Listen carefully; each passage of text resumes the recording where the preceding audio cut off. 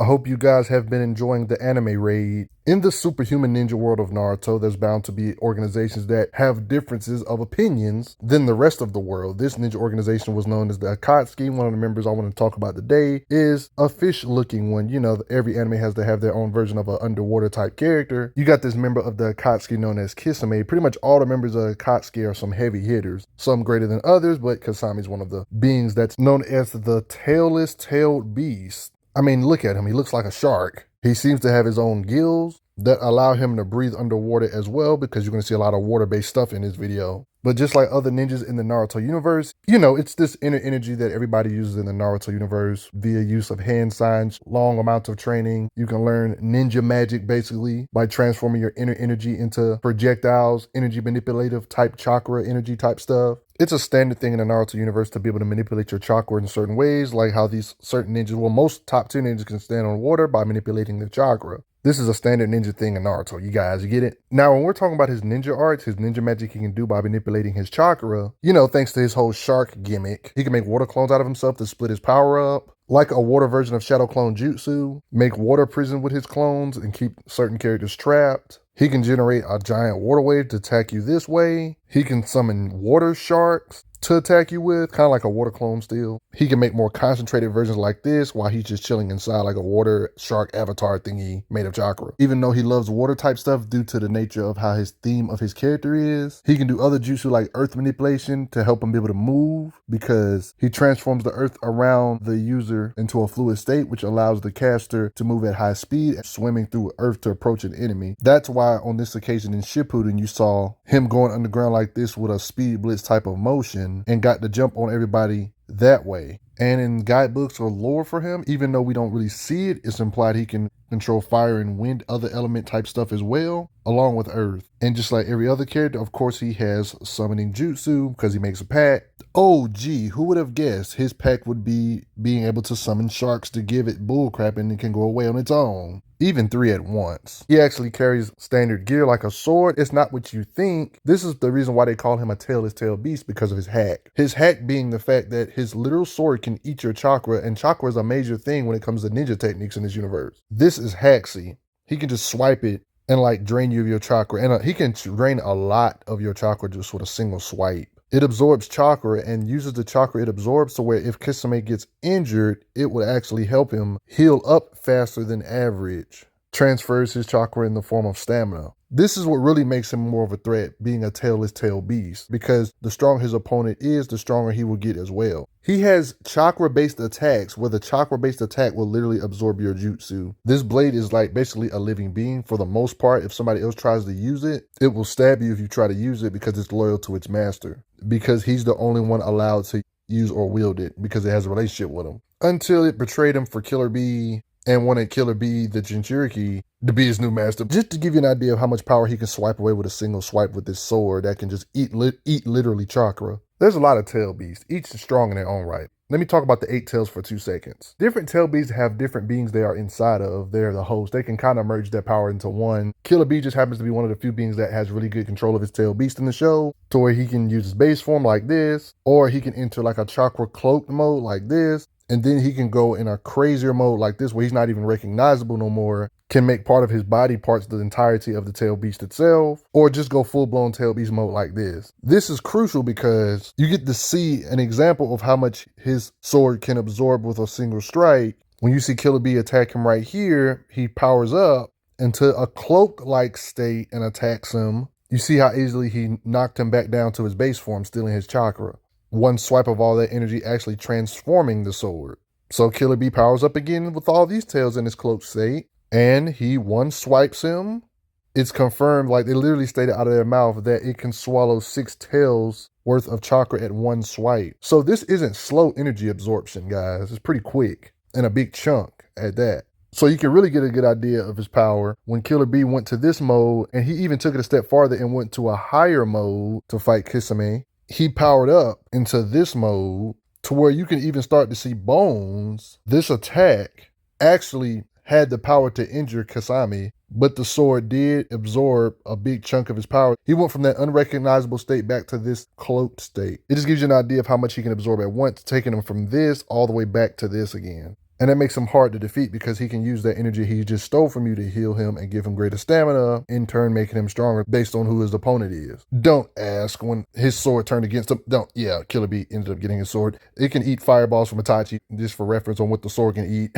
Buddy is always draining chakra. Even if his sword is not in sight, he seems to have techniques like this. But of course, it's better when he actually has his sword. And did I fail to mention that him and his sword can basically fuse on some Dragon Ball Z fusion technique type stuff, to where they combine their talent, strengths, and everything to look like a full-blown shark like this, and his powers increased a lot. He can already absorb chakra in his base state, but when they become one, it's scary because, like, how you going to attack him? He can absorb your chakra. He can drain you when your bodies are touching him now. What makes him more dangerous like this is that the stuff that the sword can do, he can do too, now that he's become one with it, like make his body have legit spikes to where you don't have to just deal with blunt punching power damage, but you got to deal with piercing damage on top of his physical strength. That's already on Tail Beast levels. But don't worry, I'm going to get on his super powered up state like this a little bit later in the vid. He's one of the few characters where he's actually pretty strong just in his base form, without even fusing with his sword and transforming or reaching a higher level. A good way I would say you can understand his physical might is to get an understanding of how strong his clones are. And whatever his clones can do, he can do better when it comes to physical strength because his clones are like shadows of him, basically. You know you're strong when you got beings like Guy saying such strength about your clone, weakened version of yourself, basically.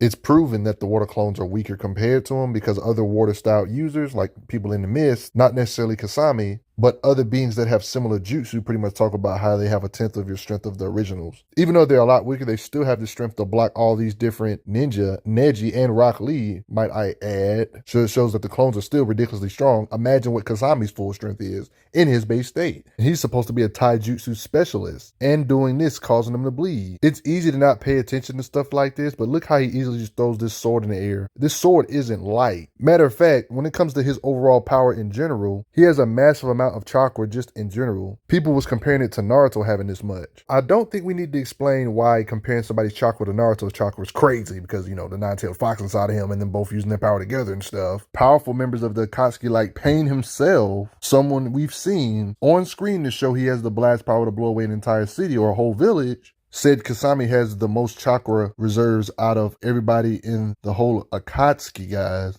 saying they're still using 30% of his chakra. I'm going to bring this up later in the video, but this is important in understanding his power. The man possesses Jinchuriki level chakra volume. They even go as far as saying when he becomes one with it, he starts putting out Jinchuriki like power, even though he's human. He's special. So you're probably thinking, blasting this guy with energy blast or chakra-based attacks is pointless. Why don't we just punch him, just punch him up straight up hand-to-hand style? It's not as simple as that either. Because there's legit giant creatures that are not necessarily using chakra-based attacks against him, and he can still overpower such beings in his base form. Giant raccoon creatures that look like the dang on size of houses. Oh, by the way, this wasn't a clone, by the way. This is just Kisame. Y'all remember that time when Killer Bee was fighting Sasuke, this platform right here, for example? He charged toward with all this raw power and destroyed this platform with his strikes?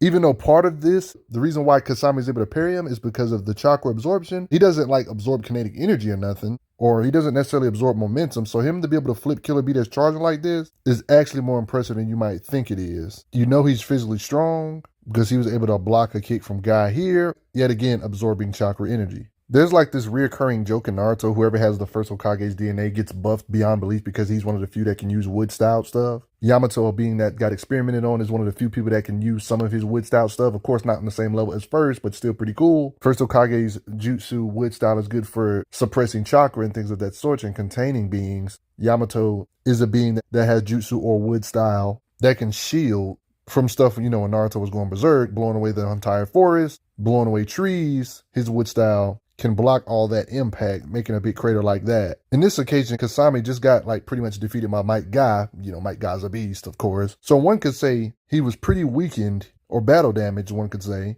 especially after getting punched directly from him. He was put in these restraints. He's still physically able to break out of these restraints with raw physicals, battle damage, not even being fused with his sword. This is actually wild because that wood was pretty freaking thick. And it's even explained. He was literally suppressing his chakra, and everybody's pretty much surprised that he has that much raw strength left after being beat down that much in battle damage. Super Jonins, like Might Guy, ridiculously fast and strong and can punch beings through thick walls. Kisame can physically take hits from beings like this. I mean, it's impressive that Kisame has water-style prison jutsus that might got as strong as he is, punching through thick solid walls, and his base form can't punch through these water bubbles. Let's dive deep into his power a little more, shall we? We already know this man has tailed beast levels chakra volume, and he can steal chakra. These two combinations are already scary. Already being tailed beast level type of a being, but then to be able to steal the large amounts of their chakra during the fight as well as a hack. When we're talking about different tailed beasts, they do depend on power, depending on which tailed beast we're talking about. But I can definitely say for the most part, most of them can definitely level mountains with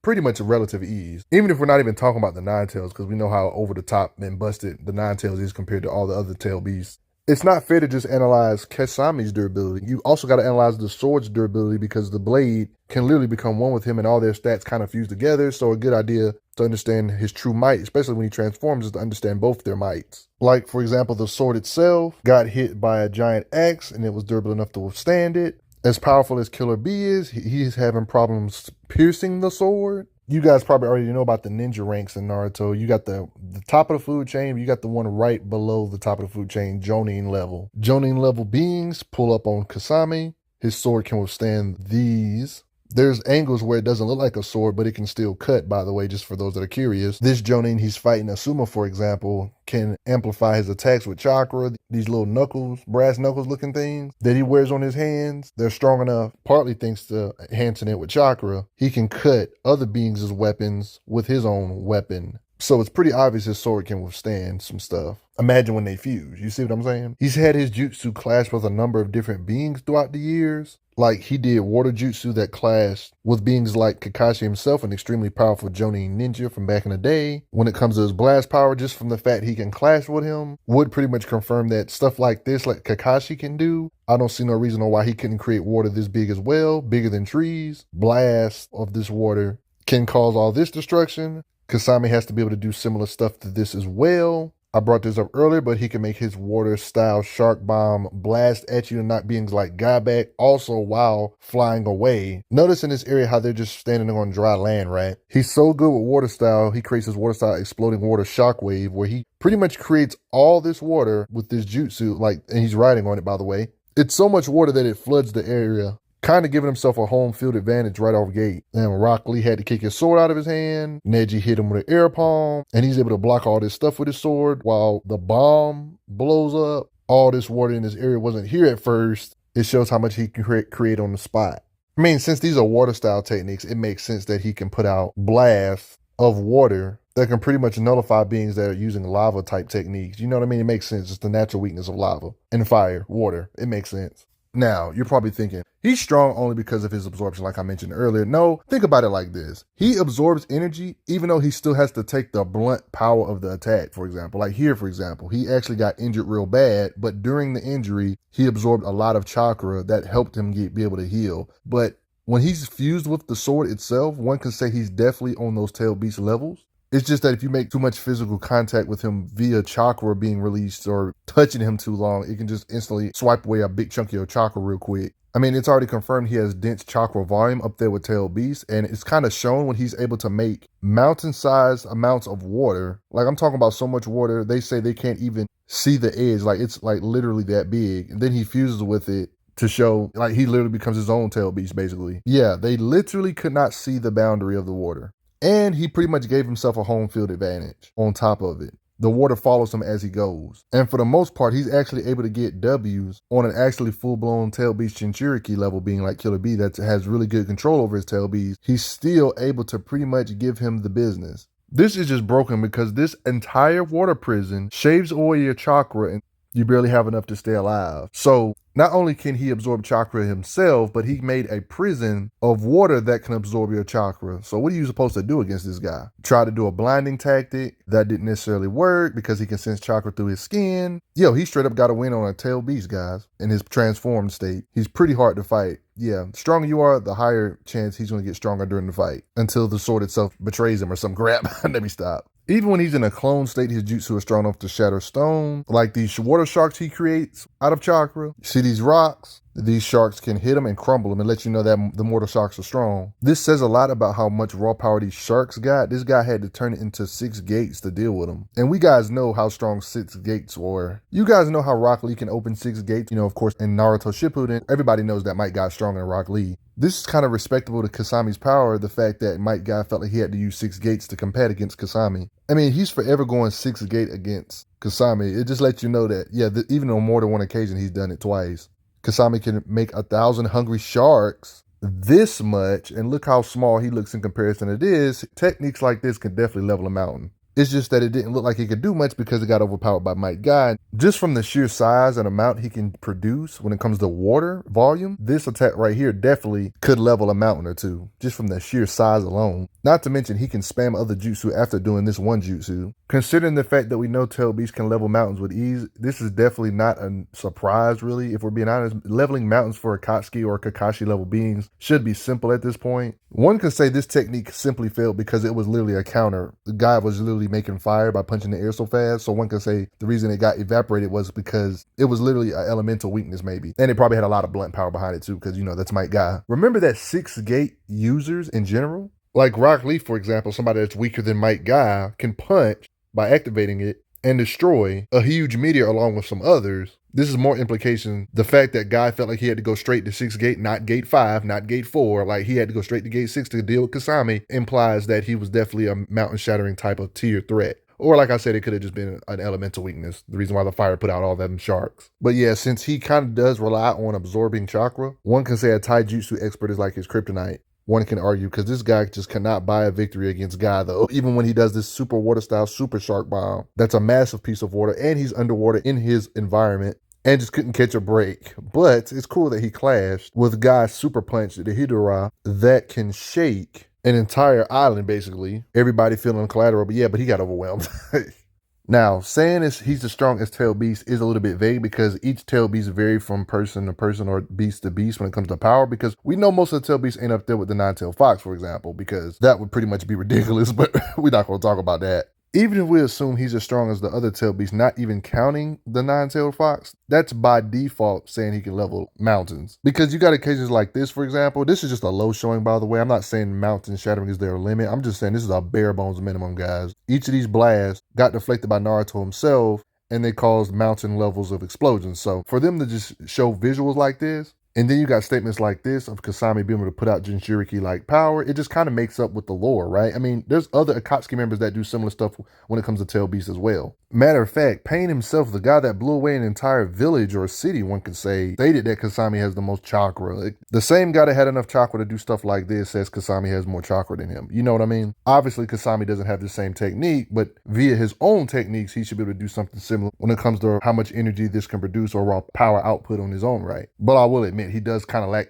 destructive capacity screen showings, though. He has to be that level due to him being confirmed to be a Tail Beast level being. Killer Beast, a being that can definitely blast away multiple mountains with his strikes or blast or however you want to say. Remember that Kisame can fuse with his sword, right? This sword was able to legit take a strike from this lariat that busted open Kisame, though, but this is when he wasn't fused. If Kisame was fused, it's the implication that he'll be able to withstand a lariat like this or attacks like this. It kind of makes sense. But what do you guys think? I could be drunk. How strong do you think Kisame is? He's a Tail Beast level being that should not be underestimated. He's clashed with some of the best ninjas, like even ninjas like Kakashi. You gotta respect him. But at the same time, I want to hear what you guys think. How strong do you think he is? Do you like his water style attacks? Do you think he's one of the best water users? Do you think they should at least give him one win to show off his might in the show? I personally would have loved to seen him fight against other Jinchurikis, maybe like against the 9-tails, to see if he can actually absorb all the chakra of the 9-tails, or would that be too much for him? What's his appetite? Is there a limit to how much chakra he can absorb? Or can he just keep on absorbing it to make himself stronger and healing and stuff?